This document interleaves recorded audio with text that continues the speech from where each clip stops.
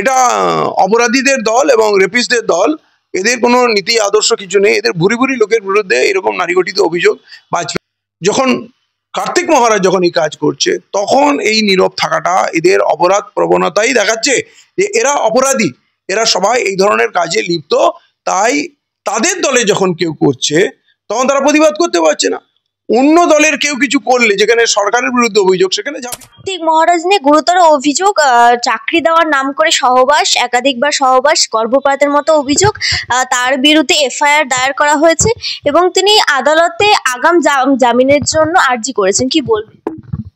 প্রথম কথা তো জামিন দেওয়া উচিত না। কিসের ভিত্তিতে জামিন?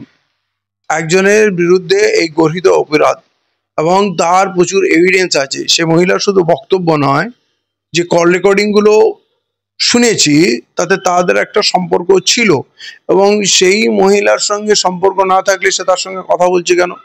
কার্তিক মহারাজের সঙ্গে সে যখন এই অভিযোগগুলো করছে সে কিন্তু কথা বলছে এবং তার অনেকগুলো সাক্ষী আছে যে স্কুলে তাকে কিছুদিন পড়ানোর সুযোগ দিয়েছিল, যেখানে থাকার সুযোগ দিয়েছিল, তারা সবাই তাকে চেনে।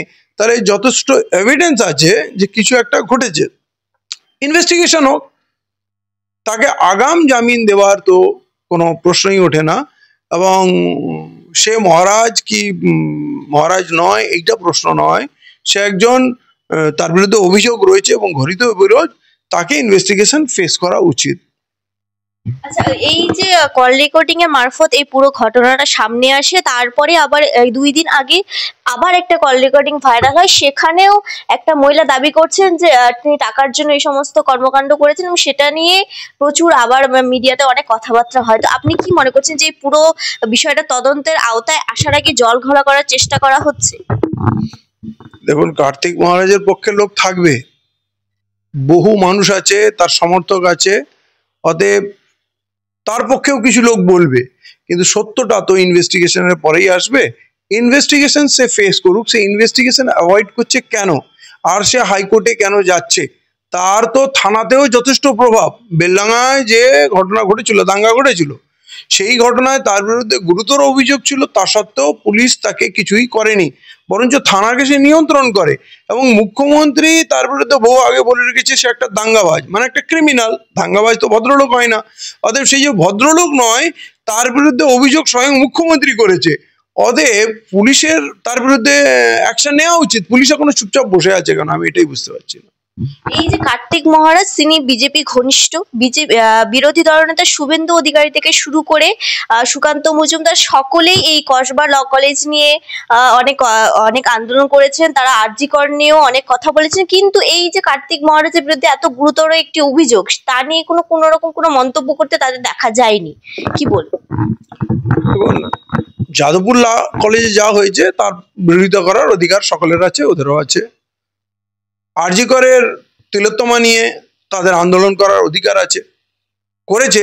কিন্তু যখন কার্তিক মহারাজ যখন এই কাজ করছে তখন এই নীরব থাকাটা এদের অপরাধ প্রবণতাই দেখাচ্ছে যে এরা অপরাধী, এরা সবাই এই ধরনের কাজে লিপ্ত। তাই তাদের দলে যখন কেউ করছে তখন তারা প্রতিবাদ করতে পারছে না। অন্য দলের কেউ কিছু করলে যেখানে সরকারের বিরুদ্ধে অভিযোগ, সেখানে ঝাঁপিয়ে পড়ছে। তার মানে এটা শুধুই রাজনৈতিক উদ্দেশ্য প্রমাণিত, এর সঙ্গে কোনো নৈতিক অবস্থান কাজ করে না। আর এদের দলে বিজেপিতে ভুরি ভুরি রেপিস্ট উপস্থিত রয়েছে। সে মণিপুরের ক্ষেত্রে আপনারা দেখুন, নারী মর্যাদার কোনো সীমাই এরা মানেনি। এরা অলিম্পিকের গোল্ডে যারা মেয়েরা জিতে এসছিল তাদের সঙ্গে যে ঘটনা ঘটেছে, বিজেপি নেতা সে সুরক্ষিত। অতএব বিজেপি রেপিস্টদের একটা সুরক্ষিত বলয় হচ্ছে বিজেপি। অতএব এরা এদের দলের যারা রেপ করবে বা ধর্ষণ করবে বা অন্য অপরাধমূলক কাজে যুক্ত থাকবে তাদের বিরুদ্ধে এরা নীরব থাকবে, বরঞ্চ তাকে তারা সার্টিফাই করবে, সমর্থন করবে। এটা এদের ক্যারেক্টার। অতএব শুভেন্দু, সুকুমার এরা তো কেউই ভদ্রলোক না, ভালো লোক না। এরা যারা গণহত্যার কথা বলে, যারা হিন্দু মুসলমানের কথা বলে, যারা অস্ত্র রাখার কথা বলে, মুসলমানদেরকে দেশ থেকে তাড়ানোর কথা বলে, অতএব এরা কখনোই কোনো সুস্থ মানসিকতার মানুষ না।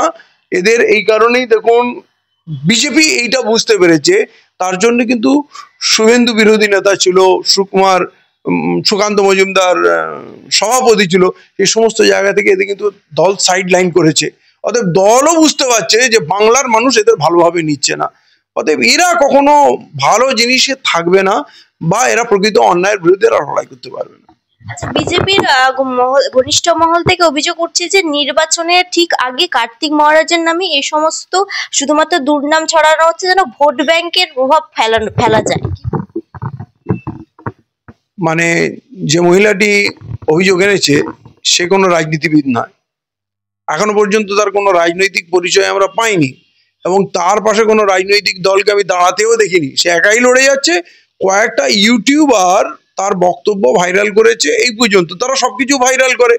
অতএব এইটার সঙ্গে রাজনীতির সঙ্গে বা ভোটের সঙ্গে জোড়ার আমি কোনো কারণ দেখছি না, কারণ ঘটনাটা বহু বছর আগের, এর মাঝখানে অনেকগুলো নির্বাচন গেছে। তো যদি নির্বাচনই উদ্দেশ্য থাকতো তাহলে এর আগের নির্বাচনগুলোতে ওই মহিলা দাঁড়ায়নি কেন, সেই প্রশ্ন থেকে যাচ্ছে।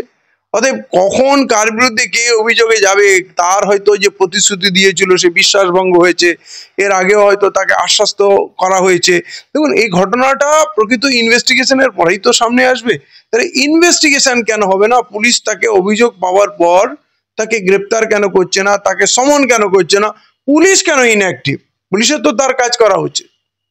আচ্ছা, সর্বশেষ প্রশ্ন এটাই থাকবে যে এই কার্তিক মহারাজকে পদ্মশ্রী পুরস্কার দেওয়া হয়েছিল, যে এই যে তার বিরুদ্ধে এত গুরুতর অভিযোগ, তাহলে কি সেই পদ্মশ্রী পুরস্কারের পিছনে একটা প্রশ্ন চিহ্ন থেকে যাচ্ছে না? দেখুন, পদ্মশ্রীটা আর যা বলুন, ভারতরত্ন যা বলুন, এখন যাকে তাকে দেওয়া যায়, ঠিক আছে। আর বিজেপির লোক হলে এগুলো পাওয়া যায়, এখন ওরা সম্মানিত হয়, ওদের ক্লিন চিট দেওয়া হয়। এটা অপরাধীদের দল এবং রেপিস্টদের দল, এদের কোনো নীতি আদর্শ কিছু নেই। এদের ভুরি ভুরি লোকের বিরুদ্ধে এরকম নারী গঠিত অভিযোগ, বাজপেয়ীর বিরুদ্ধেও অভিযোগ ছিল এবং নরেন্দ্র মোদীর বিরুদ্ধেও অভিযোগ আছে।